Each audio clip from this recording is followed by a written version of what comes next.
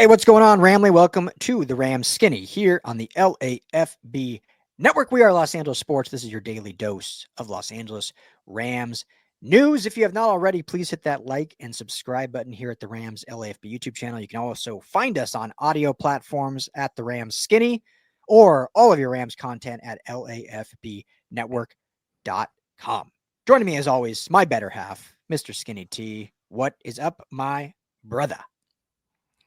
Oh, I'm doing great. It's always great to talk football with you. Happy to be here. Living the dream. Yeah. Football's almost back officially. It's funny. The offseason always feels so long and yet so short at the same time.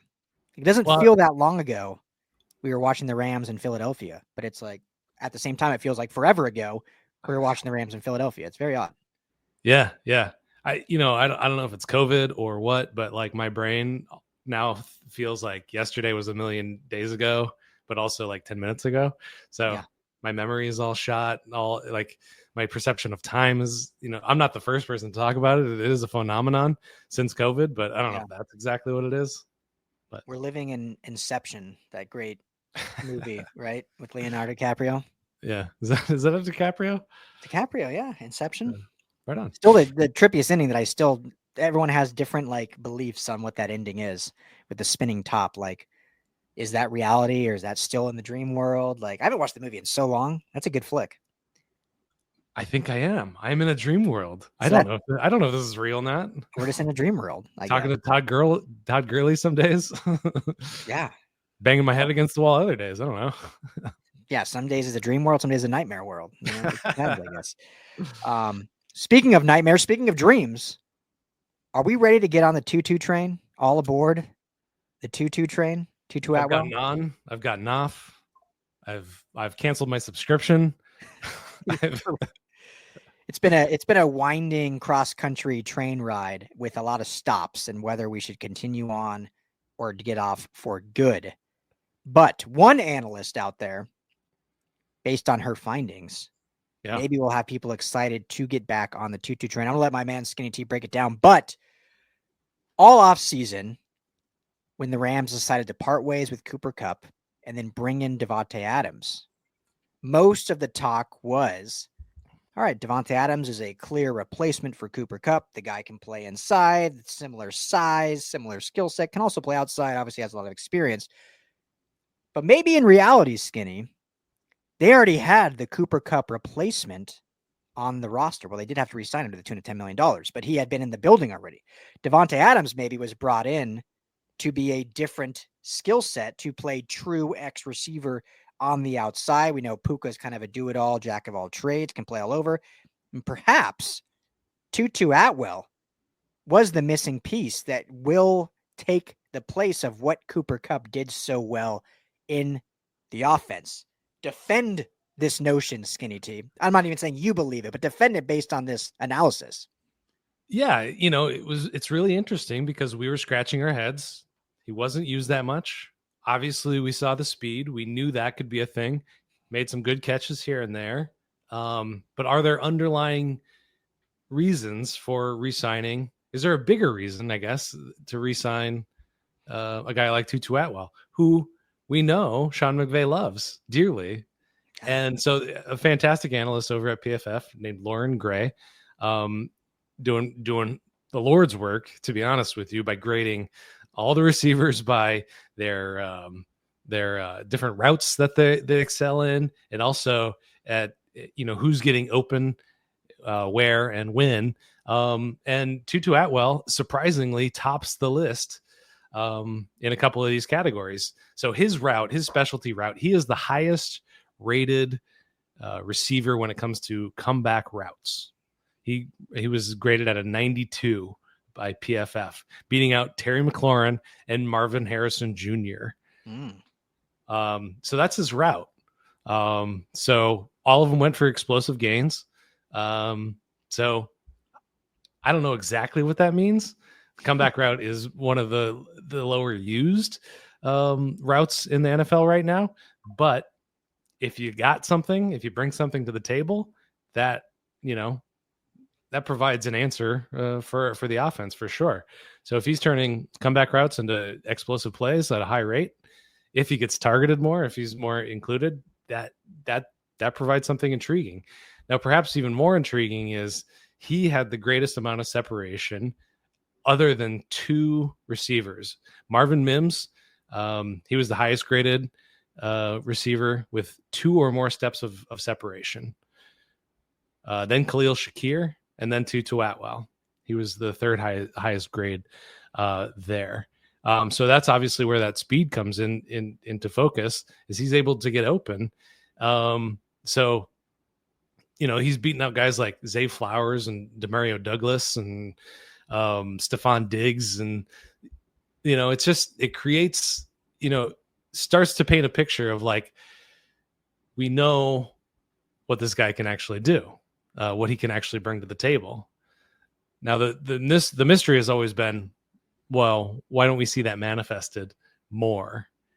But there is some evidence that given the opportunity, he can excel at a high rate. He still kind of falls into that gadget receiver kind of category, but at least there's evidence out there for the Tutu train getting back on track, being a big part of this offense. Yeah, I mean, there's obviously a reason that they brought him back, and it wasn't just, it couldn't have been, or it would have been terrible business, just the idea of what could be. There had to be a true plan, and maybe that plan was more likely to be carried out now that Cooper Kupp is no longer there, which would give Tutu more opportunities. Now, obviously, they went and signed and paid $20 million to Davante Adams, so you now have the similar amount of reps to split.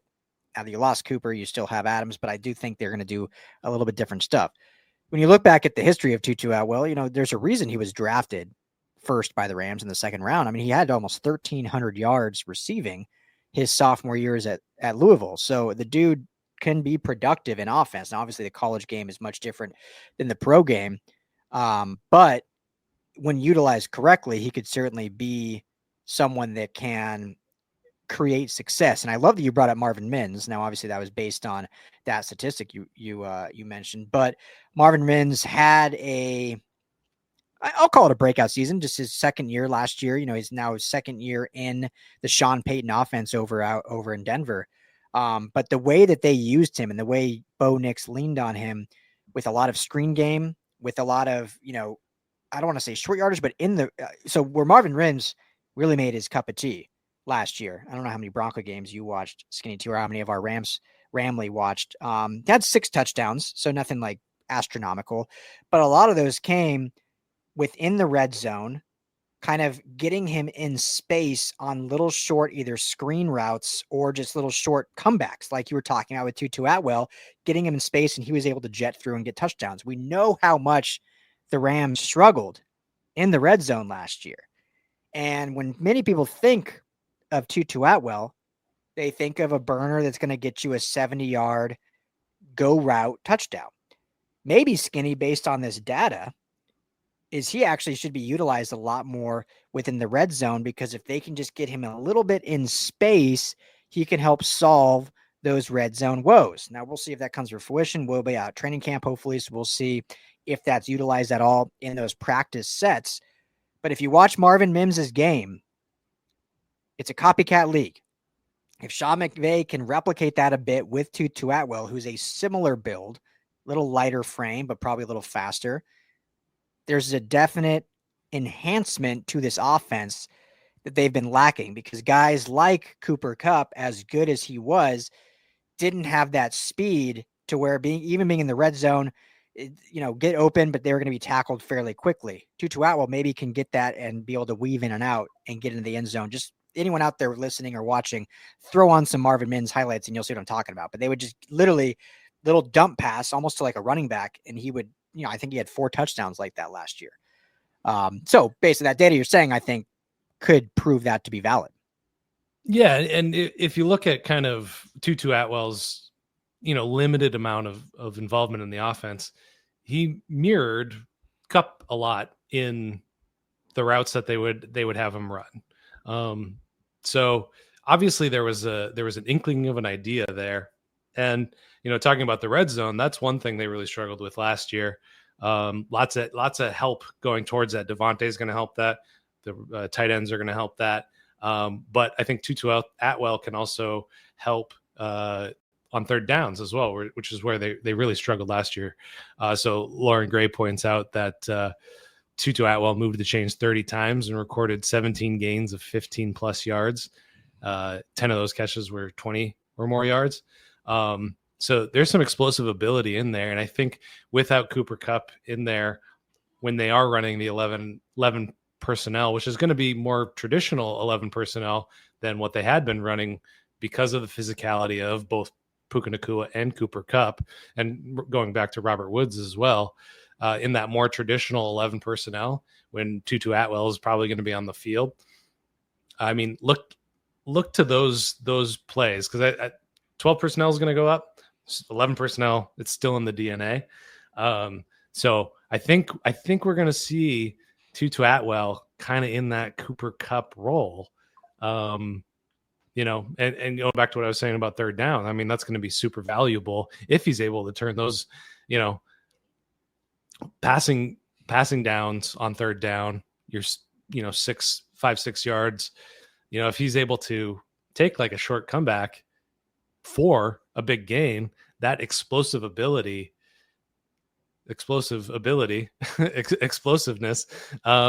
is going to be super valuable, because you're not just converting a third down, you're setting yourself up in a much better position to score with those explosive plays. What to you, and we'll end with this, what would be a successful season for Tutu Atwell statistically? Now, he's on a 1-year deal, 1 year, $10 million. So obviously needs to show something in order to get another extension. And I think the Rams demonstrated that they believe he has the ability, and they believe he brings in the offense by making him, like what we say, it was like the 20 or the 19th highest paid receiver, making $10 million a year. However, it was just a 1-year deal. So it's a prove it deal. Like, hey, okay, we believe in you, but we're not giving you a 3 or 4 year deal. Last year finished with over 500 yards, his best season to date. What do you think he needs to do this year to warrant not only that contract, but an extension? I think he's just got to, carve out a place for himself on the roster. I mean, that's kind of why I thought he wouldn't get a second contract, is because there was never a clear role for him on this team. So I think in terms of production, being in that 500 plus yards, 700 yards, but watch the first downs too. If he's able to convert any time into first downs, I mean, that's super valuable to this team, especially with a bunch of other guys pulling focus away from him. So he's just got to get on the field and be super consistent. So I think if I wanted to put it like a exact amount of yards on it, 700 yards. If it's 700 yards, you look around the league, you look at a lot of 700-yard receivers. Those guys get contracts because they're useful. They provide something for the team, even if he's just a master of one route, which he's got more than that for sure. But even if that's the case, it's like you got a place on this roster. So I'll go a little different angle, and I'm going to go more look at his touchdown production. There's a lot of mouths to feed in this offense. We know about Adams. They drafted Terrence Ferguson. They got a bunch of guys coming back. So Puka Nacua, obviously, and then you have the running back stable. So there's only so many touchdowns, so many yards to go around. But everything that we've talked about so far in this segment, I think he can potentially become that guy to help their red zone woes, because the red zone was just abysmal last year. I mean, they would have beaten the Bears had they been somewhat competent in the red zone. There was probably 2 or 3 games that they would have won had they been somewhat efficient in the red zone, not settling for field goals or going for it on fourth down and not converting. And he's not a guy that I think many would think, because of his size and stature, you're thinking like a big tight end, you're thinking a big bruising back. That's who's going to help your red zone. I think this is a situation where perhaps he can actually be the antidote to their red zone woes. So I'm saying 5+ touchdowns. The dude has only had 4 touchdowns total in his career, had 0 last year in 24.